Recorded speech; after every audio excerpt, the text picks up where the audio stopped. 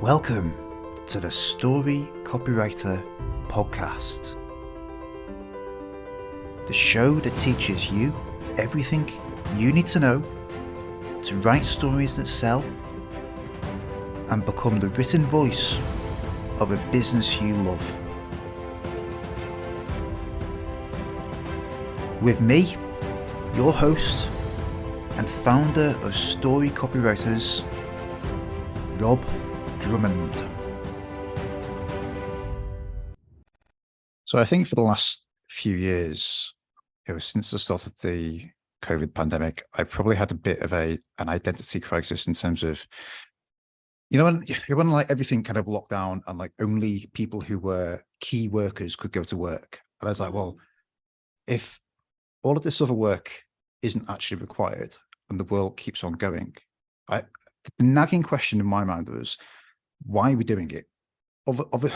Obviously, everyone needs to earn a living and so on. But then I've been reflecting this question into myself and been asking, is the work that I'm doing worth doing, or am I just contributing to the noise?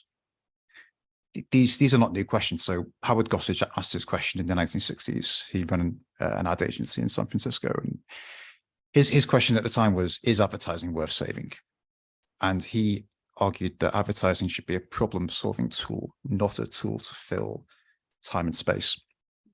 So I've been asking this question in my work, and the answer that I've kind of come back to is, I fundamentally believe that as a species, I think we need to change. I think we need to evolve. I think we're heading to a couple of potentially quite negative outcomes.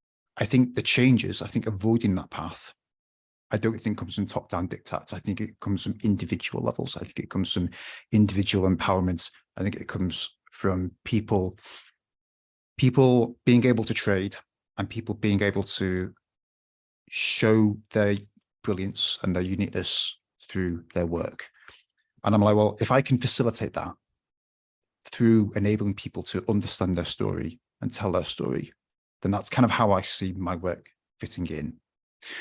So I wanted to invite Remeny Armitage onto the show today. So I've known Rem for a couple of years through the 6-star business community.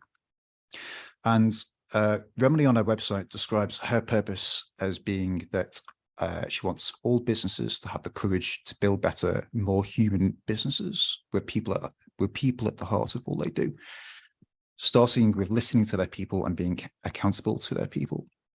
So I thought it'd be good to have a bit of a conversation about what we're doing and overlaps in our work. So Rem, welcome. Thanks very much for having me. I don't know how much of my tirade kind of resonated with you, but I don't know if you want to add anything to that, or perhaps you can just talk through a slice of your story that explains who you are and what you do today.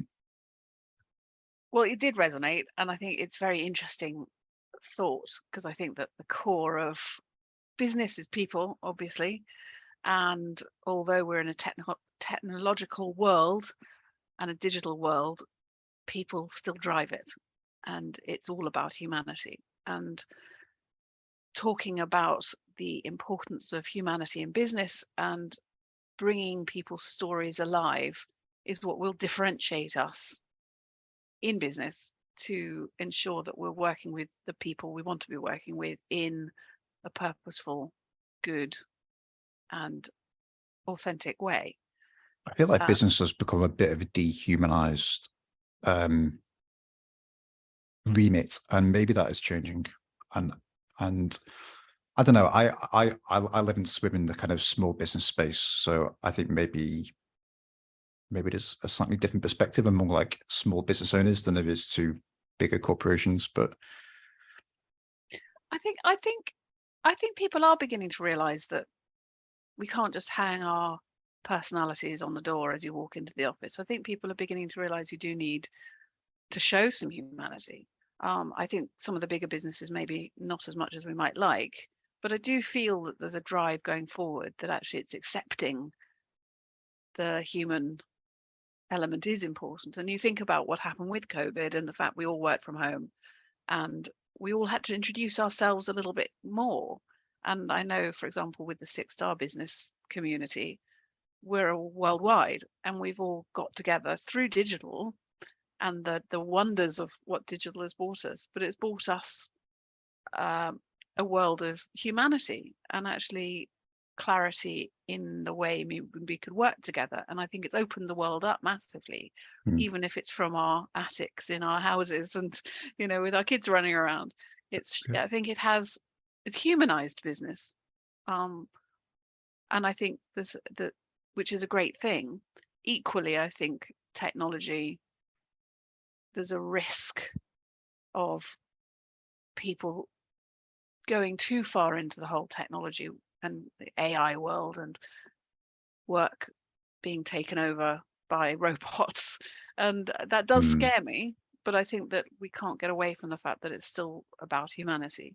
And we've got to remember that. And that's my mission, is to humanize business, is to bring that human element into business and remembering that.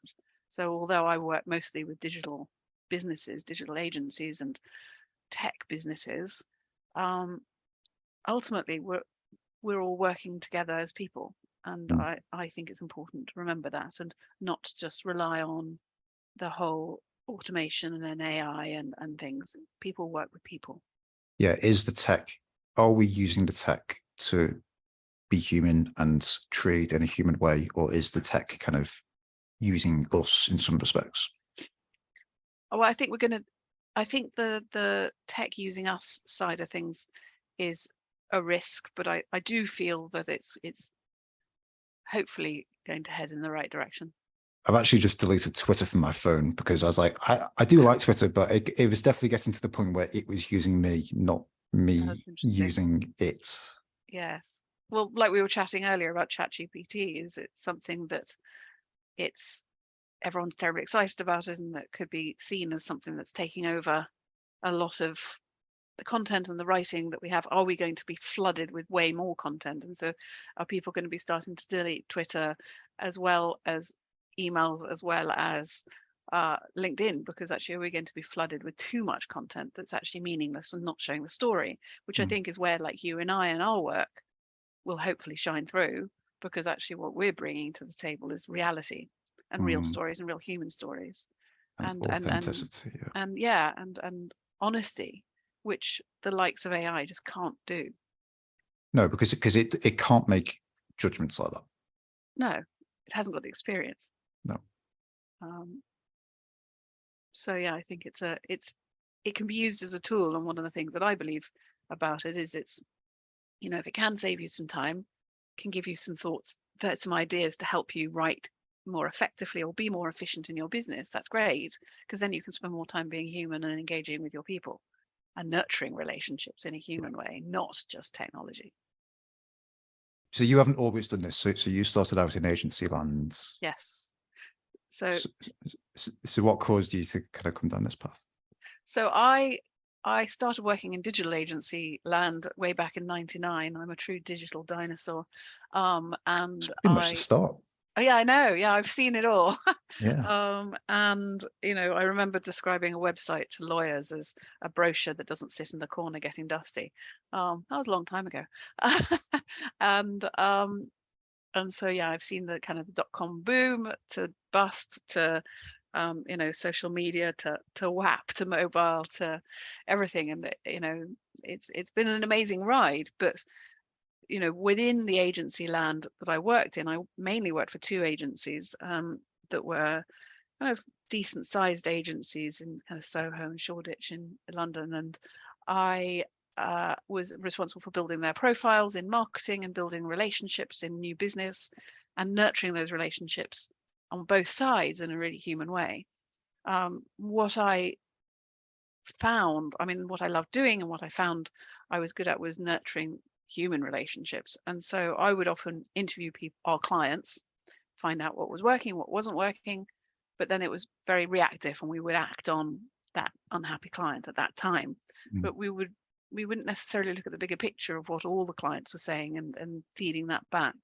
So after 10 years of working in my last agency, I set up my own business, and over time I built up Brilliant and Human to be to help businesses to understand what their people really think about them. So mainly their clients, but clients and team members.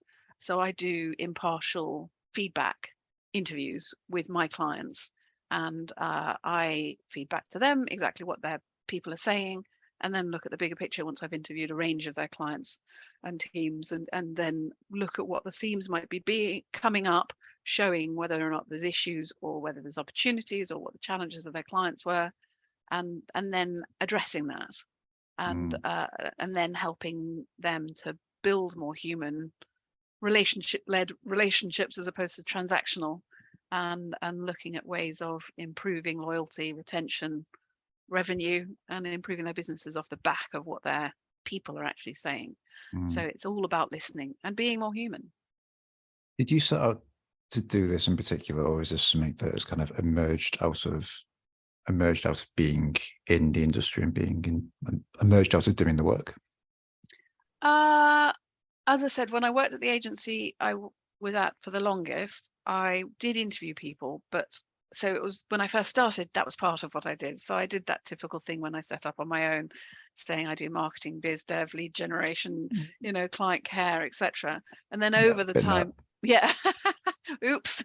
And I had an amazing business coach, Alan Wick, who was like, you need to get focused. You need to choose what you're really good at and what you really love, and focus on that and get really, really sharp on that one thing, which is what I did. And it was over COVID. I knew what I was doing was valuable. I was calling it client care, but it sounded a bit too fluffy. It didn't have the power of actually what I do, which is I eventually landed on, I help turn clients into advocates.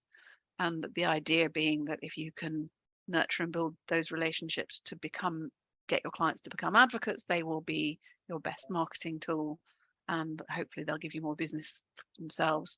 But then it's also developed further into the whole humanizing business, and actually looking at if you can show that you're being human in business by talking to your clients and listening to your teams and to your clients, you can then become more brilliant. So brilliant and human, and by acting on it and being accountable to your clients.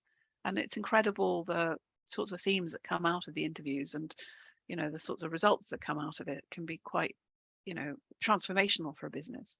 But people have to be willing to make those changes if their clients are saying it. So you're effectively doing two things. You're turning clients into advocates by engaging them in a real human way that is probably something that a lot of people aren't necessarily doing. Yeah. Do you think this is because so in my experience, people tend to place more focus on acquisition rather than retention? Whereas I think what you're doing sits on the retention, or it certainly sits after the sale, doesn't it? Yes. And maybe therefore it tends to get neglected, even though potentially there's quite a compelling return on investment case for doing it. Yes, it feeds into the marketing and biz dev. So a lot of the work I do and the questions I ask can often be around marketing. And so if you can understand why your clients and your ideal clients are buying from you, why do they love you? What words do they use to describe you? You can feed that into your marketing, into your story, into your tone of voice, into your positioning. And if you can understand where your clients are going and what marketing they're doing and where they think you could be to be marketing yourself, you can then build a very, very compelling marketing plan. So, it's all about building those relationships to be in the right place at the right time to make better business, and also, getting better referrals and the right kind of referrals. And ultimately, it's so much more cost effective to keep a client happy and engaged and get them to refer you than it is getting brand new business. And I speak from very, very long, deep experience of that. It can take years to turn a potential client into an actual client compared to getting more work from an existing client. So the process that you follow in terms of interviewing clients, so let's just focus on converting clients into advocates for the time being. Is this process something that a business owner could do themselves, or do you think you benefit from a degree of distance by the fact that you're external to the company, and maybe a client might share things with you that they wouldn't share with the business owner, for Yes, instance? absolutely. The interviews I do are obviously I'm completely impartial, and I give the interviewees the opportunity to have any part of what they talk about to be confidential, which means that the feedback I get is always very honest. Yeah, I do the and same often, actually. yeah, Yeah. it's often very frank, Mm. and can be difficult to hear. I do obviously encourage the interviewees to share, but if they don't want to, then I can put it into a report and then still share it, but without their names. But there's two things there. That one of them is that it's very difficult if you're the business owner or the account director to listen to true feedback, because if the client they might be complaining about something or someone or the way you do something, and it's very difficult not to, as a human, react to that and get defensive or come up with solutions to fix things, which can derail the process of getting that honest feedback, Mm. because you want I to. don't think you get honest feedback anyway. I think people probably tell you what they think you want to hear. Yes, and then if they're unhappy, they just go somewhere else. Mm. Um, and uh, and That's then such a British thing, isn't it? I'm just going to uh, stew on it, and then I'm going to take my business elsewhere yeah, and not yeah, say anything. yeah. And I think the other issue is that people don't prioritize it. They don't give the time to it, even if they were willing to do those interviews. But I think, I mean, it's interesting. I was at an event last week, and I met someone who I had interviewed on behalf of one of my clients, and he was saying that he was really pleased that I'd done the interview, because it was really clear since doing the interviews that the agency I was working for had made some massive changes to the business, and they'd improved the relationship massively, and improved the working experience just by that, doing a few interviews. I mean, I think the most extreme case I've had is when I was interviewing for a learning and development platform, their clients, and their clients came back and they were incredibly unhappy. And after 3 interviews, I had to stop doing the interviews, because they were the clients were one client described themselves as bereft at the way they were being treated, and I had to say that I felt that they were being dishonest, and unless they started to try and improve things with their clients, they I couldn't continue, because it was dishonest and it was unethical. It was, I mean, the feedback I got was pretty harsh. The average client score was 22%. And then when I did stop, and after 6 months, I went back, interviewed their clients again, and the score had gone up to 74%. So they still had work to do, Yeah. but they'd improved things massively because they were actually listening to their clients and Mm. being honest about what they were delivering. Before, they were kind of over-promising and completely under-delivering. Whereas once they started to admit that they'd made some mistakes, they were going to fix things, they were going to do what they could to make things better, they were able to improve the relationships and save some of the relationships. In the projects that you do, is there like a bleeding neck problem that people come to? So are they hemorrhaging customers typically, or are things basically okay and they want to really be 6-star or really improve things? To be honest, no, they're not usually hemorrhaging clients. They probably wouldn't come to me because they'd be too scared of what I'd say. They'd And rather live in disillusionment, denial, in yeah. denial. Yeah. And I think, I mean, I've had people say when, they might be losing pitches. So I do post-pitch interviews as well. And that they're having a bad run of pitches. And so I'll find out why. And then they can then improve things, and that always improves their win rate, which is great. But I think generally people come to me because they recognize that they probably do need to make some improvements. They've got some clients who maybe aren't completely satisfied as they'd like. They're often going through a period of growth or change, and they know that their clients might be getting a little bit nervous about it, or they've got some unhappy clients and they're just not quite sure why and what's going on, because they know them and they have lost a few. But it's usually a mixture. They kind of recognize that they could be improving things, or, as I say, they're going through a growth or change period. And I mean, another reason people might use me is they've got retainers and they want to make sure that their retained clients are happy, so that they Well, that's a meet. big thing in like agency land in particular. Yeah, If you've got someone like on like an annual contract and you want, makes quite a big difference if people yes, stay on for another year. exactly. So so yes, I think it's a range of reasons. I mean, I was talking to a potential client yesterday, and I basically gave them all the reasons that people say no. And then I was thinking, what am I doing? But I think often people are afraid to use me. I think my biggest competitor is fear, because people are scared of what I might. Because you bring the truth. I bring the truth, and the truth can hurt sometimes, and it might be I've that. just had an image of you as death in Terry Pratchett. Oh no, that's terrible. I mean, the trouble is, it's not even that I'm going to necessarily bring bad news, but if your clients are saying they want you to improve their processes, your processes, or they want you to change the way you're doing something, that's brilliant that the clients are saying this, or they want you to be developing a new service for them, because then you can act on it and build those opportunities. But sometimes people think, well, I haven't got the headspace to make any changes. I can't change that. I don't want to change that.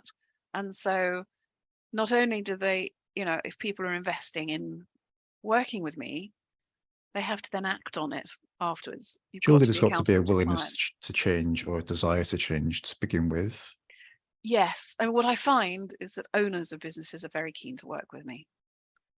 Then they say, Because they want to know what's going on. yes, exactly. And then often what ends up happening is that the client services directors, or the commercial directors of the board, that's when things start getting a bit people start getting nervous, because they think about the actual implications of what changes might need to happen. Yeah, it's almost like you need an environment of it's nobody's fault, and that has to be established at the start. Like, yeah, whatever we find, it's nobody's fault. Like, we are where we are. yeah, exactly. And it's an opportunity to open conversations. I think that's the thing that my clients often, the biggest thing they say I do is I open conversations that they may not have been able to have before because they were unaware of it. And the other thing that often comes out is opportunities for new services or products that the clients are actually saying they'd really like them to do, and then you've suddenly got a new revenue stream. I think pretty much all of my services started out like that. Just Yeah, clients saying, "Oh, could you actually do this? It would actually be really helpful if you could help me write a daily email." Or, could we explore my story? It's like, oh, and then sometimes it's like I kind of think you get these little messages.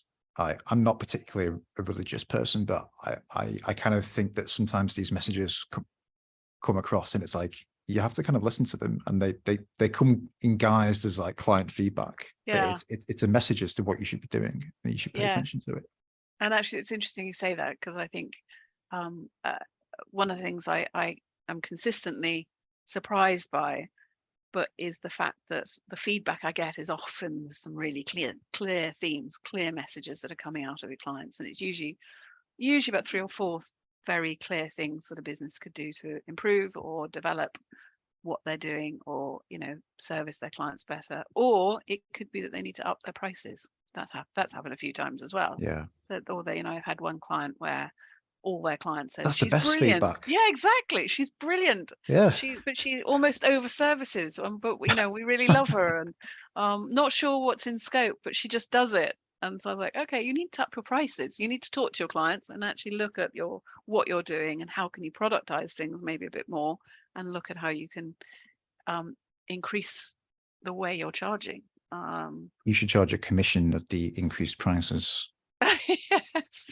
Well, I've had people saying that before. I had one client who I did the first set of interviews, and then a year later repeated them. And the first set of interviews, the clients are complaining about, actually the most common thing is lack of processes, lack of communication, and lack of proactivity. They come up again and again.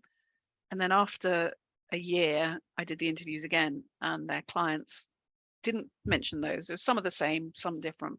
All of them said they wanted a new service, a new strategic offering. And within 6 months, they're making 40% profit.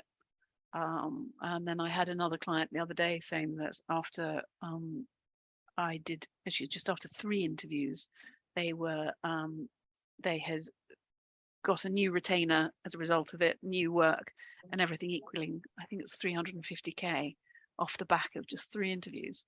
So the ROI is definitely there. But so yes, I need to figure out how to do a percentage, but I haven't done that.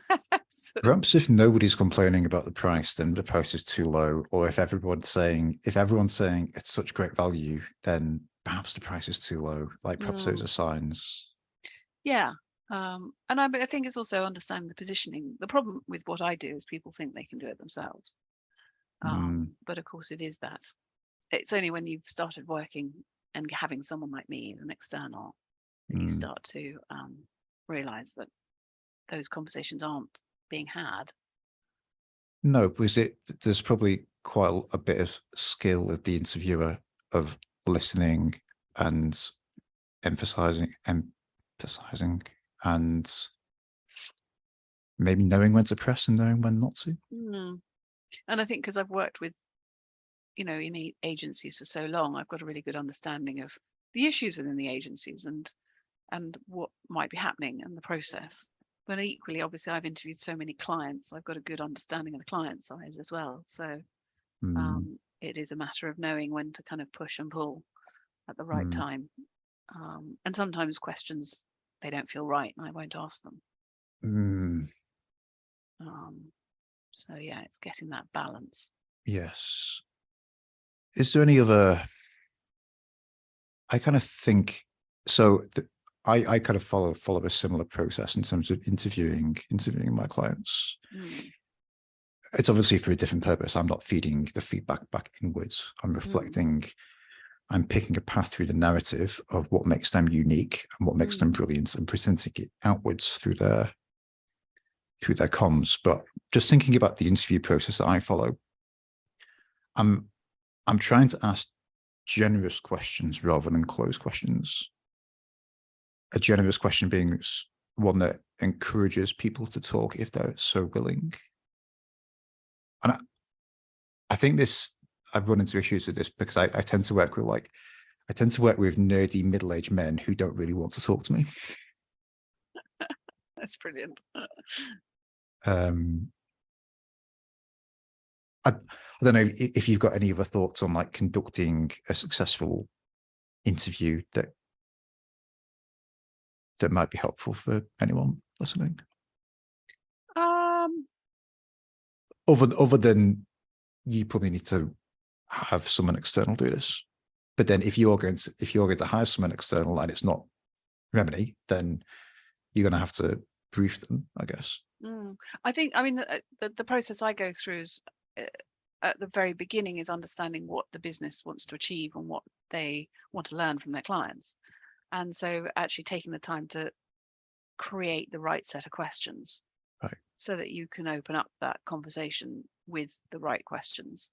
I also put scoring against about 2/3 of them so that, you can actually start seeing patterns numerically, which is helpful, quantitative results.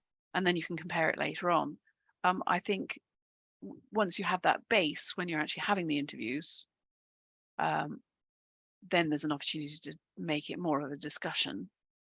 But as long as you've got a bit of a pattern of what you want to be asking, so that you can get some consistency across the different interviews you're doing. So if you are doing them yourselves, so yes, you can do them yourselves.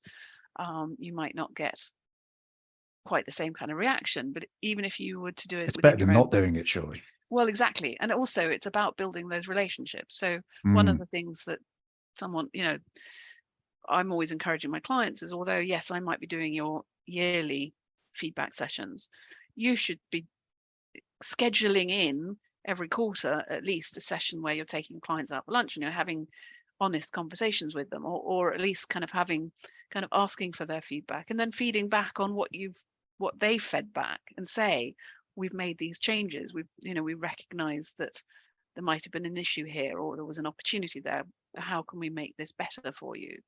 And so it's making sure you keep the dialogue open, but make sure you put processes in to do that. And then after you finish your project, ask for feedback, speak to your clients. How did it go? Yeah. 3 months later, 6 months later, what are the results? Nurture those relationships. I think you could have someone internally have that conversation with the clients who didn't necessarily directly work on the projects. That's what I used to do when I worked at the agency. So I wasn't, I was new business, so I wouldn't be working on the projects. Yeah. And so I was a little bit more impartial. Yeah.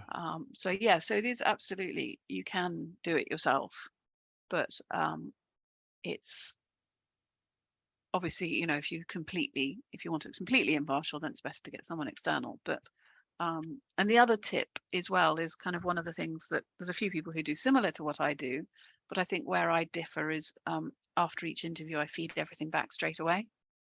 And so I make sure my clients know any opportunities that might be there or any issues that might be there straight away, so they can act on it straight away. There's a bit of a fast benefit of doing it, which maybe reinforces the importance of having it as a process in a matter of routine.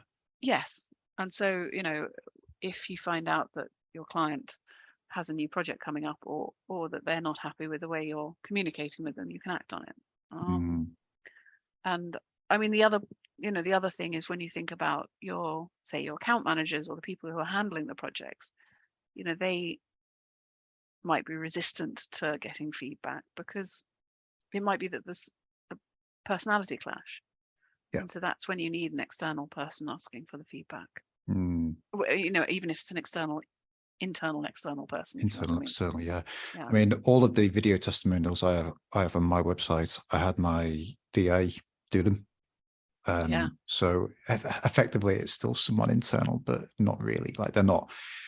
I guess my situation is different because most of my clients just work with me, not perceivably with my company. So if someone else is interviewing them, it makes it. And it's funny just thinking about those conversations. When I watch them back, I'm like, well, maybe I would have guided the conversation differently. Maybe I would have phrased, maybe I would have drilled down in certain places differently. But the quality of feedback is better because the client is talking to the VA, and it's an authentic piece of feedback. They're talking from the heart. They're being honest. Yeah. And I think anyone can do that now. Like all you need is a Zoom account, and bit like we are doing now. You hit record, and then suddenly you've got a wealth of information that you could either face outwardly as a kind of customer story to kind of build trust in you and what you're doing, or you can face it inwardly to develop new products and improve what you're doing and improve retention and increase satisfaction. I do really think that there's a client care aspect to this of the clients just feeling heard. Yeah. But it's important if they've taken the time to share their thoughts, you have to act on it. So that accountability bit is really important. And absolutely, I mean, the amount of times I've had people say to me, I really appreciate the fact that you're doing this because it shows that the business cares about me and what I think. And so although, I mean, some clients can be difficult to pin down, but generally people, especially if they're really happy or really unhappy, they're the ones who are most willing to speak because they want to be heard. And if they're already an advocate, they want you to shine even more. So although you might get some what might be perceived as negative feedback, it's because that's constructive feedback. And they like to share that because they want you to improve. I think for me, the reason I was really keen to have this conversation was because I think these interviews are really important. And I think the advocacy part is one leg of it. I think for me, looking at it from the storytelling side of things, like the interview is so important. And who does the interview is important. And when I struggle endlessly with telling my own story, I'm actually about to do a kind of revisit of it because it's kind of easy for me to listen to someone else's story and think, oh, like there's these sequence of events, there's these threads running through it. It's easy for me because I've got distance to it. Whereas if I'm doing it for myself, it's it's a nightmare. Yeah. And I probably need to do, I would probably benefit from doing it with someone else this time, but it's hard to do by yourself, which I think is why the interview matters. And I think it comes down to sharpening the axe and getting the right, for me, it's getting all of your ducks in order so that when you then go to present an outward message to the world, or in your case, present the message inwards, that you've got everything to hand. Yep. That you're not scrabbling around. Yeah. So I think it's important. But you're absolutely right. It's very difficult to do for yourself. I mean, like doing your own marketing is so hard. Yeah, I think you've got to be schizophrenic to do it by yourself. Like, yeah, I mean, but it's it's the cobbler's children's shoes, isn't it? Yeah. It's really hard, and it never feels, when it's for yourself, it never feels urgent. It never feels important enough. Well, this is why it's taken me how many years? 6. Well, it took me at least 4 years to kind of go through my own story properly, even though I was doing it for clients. And then it's taken me another few years to kind of go, oh yeah, I need to revisit that. Simply because I felt that what I now position as like my core story actually doesn't currently reflect what I'm trying to do or the purpose. So it's like every now and again you have to revisit it. You can't just do it once, because I'm an evolving piece of work, as we all are. And I think it pays to kind of revisit it rather than just doing it as a single piece of work. Yes. Well, it's the same with anything really. I mean, it's like a website, just because you built a website doesn't mean it's finished. It's never finished. Your story is never going to finish. No. Well, I mean, I suppose it will one day, but it's sort of, you've got to, you do need to revisit it. And it's the same with clients. Just because you finished a project doesn't mean that your relationship should end. I mean, that was one of the things that frustrated me about the agency I worked at. We'd been going for 25 years. We had about 300 clients. I was on new business, and I was always saying, look, why don't I build those relationships with the old existing clients? And they're like, no, you're new business. It's like, yeah, but they already know us. I could be building those relationships. No, you're new business. And so there were all these people who probably just lost time and weren't nurtured, and the relationship wasn't developed. And meanwhile, I was trying to get, new business in all the time. And that used to really frustrate me, because one of the things that I think a lot of businesses suffer from and struggle with, well, I think everyone does, is time. Yeah. And actually, it's very easy to work on the projects now, because they're urgent. And then there's the perceived, I've also got to get new business in. I've got to focus on getting new work and new marketing. But then actually looking at your existing clients kind of that aren't urgent now, well, they're there, they know about us, they'll come back. Well, they might not. And unless you actually remind them of your existence and you nurture that relationship in a human kind of fun, real way, then they're going to be being poached by other people. So you need to nurture that all the time. I think as well, for someone like me that operates a solopreneur service type business, like if I can convert one client to being a vocal advocate, that is a transformative thing. That's not a minor thing. These are big projects, potentially. And it doesn't happen by itself. Like I say, we assume that people are gonna, it's like people don't think about you routinely. No. They just don't think about it. They're off doing their own thing. So there has to be a system in place to. Well, it's interesting you say that, because I last month I did with my closest competitor, a round table all about referrals and the importance of getting referrals. I did it with a guy called Dave Plunkett, who's collaboration junkie, and he helps businesses put referral strategies into place. And he reminds people of the importance of asking for referrals, but asking them at the right time to the right people. And I think, what I do is a great starting point for asking for referrals. And there's things like the, net promoter scores and things, I'm always asking that question, how likely would you be to recommend me? And, great, people give you a 9 and a 10. Fantastic. Now what? I know I've been guilty of getting those sorts of scores and then not been proactive about saying, okay, well, you've given me a 9. Will you now refer me, please? You've said you would. And I think people feel so awkward about it. Or is there anything I can do to make it really easy for you to refer me? Yeah. And have you got anyone in mind, or just putting the process in place to ensure that you are actually proactively asking for referrals. I mean, I since doing that, I've just finished with one client, and I said, I've just done this round table.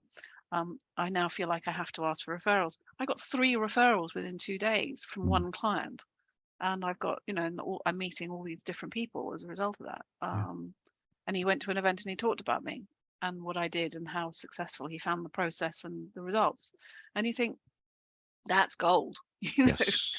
And so actually it's being brave and asking at the right time. And what Dave talks about is getting the wow moment. So when your clients are the happiest, then that's when you should ask, when they're feeling really impressed. Don't wait 3 months after the project, because actually they may be not as, they're not going to be thinking about you quite as much. They cool off quickly, yes. So Yeah. yeah. So it's just doing it at the right time. Yeah.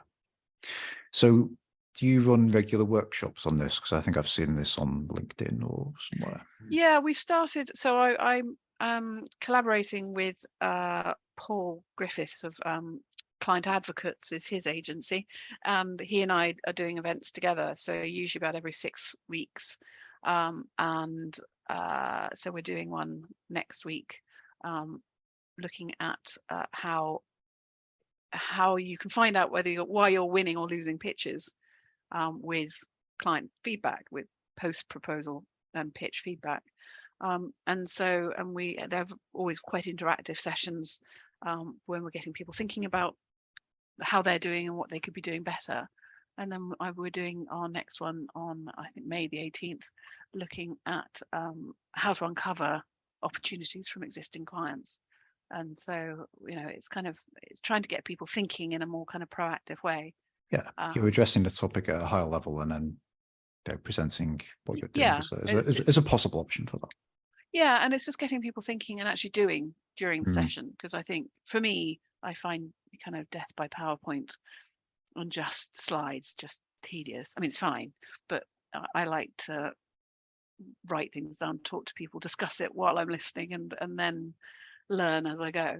And so that's kind of the approach we're taking. Yeah. So.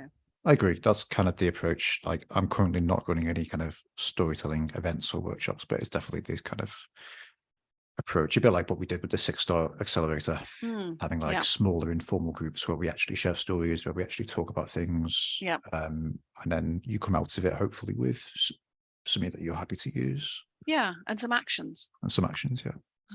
Because I think that, what's the point otherwise? Yeah. So how can people find out more about that, and where can people find you online? Oh, well, thank you. Well, for LinkedIn, that's where I'm promoting my events. So if you find me, you'll find the events. So I am you can find me under Remeny Armitage. I'm the only one.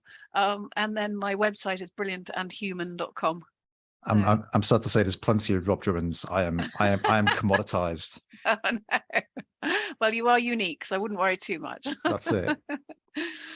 So on LinkedIn, we'll put your link in the show notes, and it's brilliantandhuman.com. Yes. Yeah. And that's maybe the first website that's got 3 words in that I haven't been repulsed by the domain name. Oh, good. When we first, it's so hard to find good domains. Oh, it really is. And when I first started, I was working with 2 other people, and we ended up doing things differently. But when we were coming up with the name, I was very embarrassed by the name when I first started. I just felt really kind of awkward.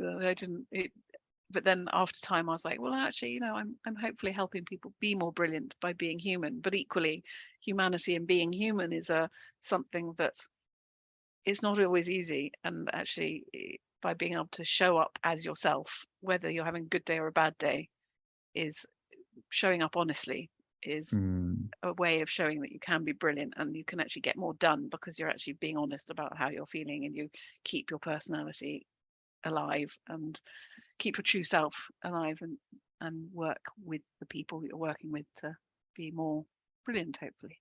I think you should have two ideas that that your work is about, and they don't necessarily need to be in your business name or in your domain name, but you should be able to distill it to a couple of ideas, I think.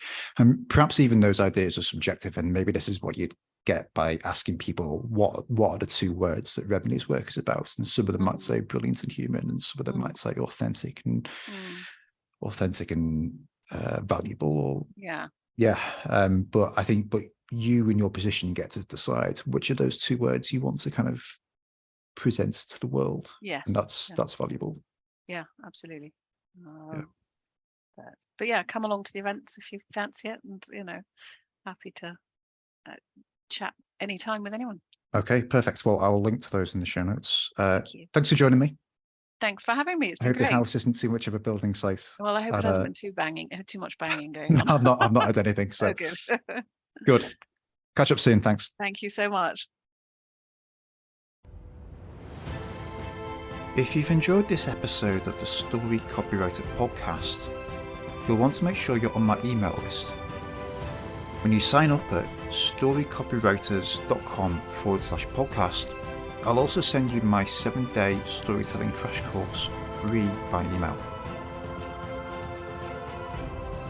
Please also make sure you've got a copy of my simple story selling book, which is available from Amazon in paperback and Kindle formats. Thanks for listening, and I'll talk to you next time.